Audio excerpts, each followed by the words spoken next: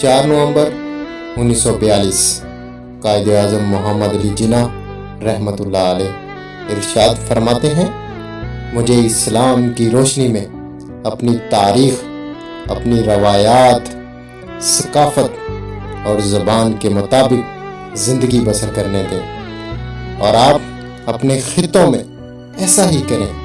آئیے ہم امن و امان سے زندگی بسر کریں، لیکن بدقسمتی سے ہندو قیادت کا مقصد یہ ہے کہ ہم ان کے سامنے سپر ڈال دیں اور سارے ہند میں ایک اقلیت کی حیثیت سے ہندو راج کے تحت زندگی بسر کرنے پر آمادگی کا اظہار کر دیں۔ ہم اس صورتحال کو ہرگز قبول نہیں کریں گے۔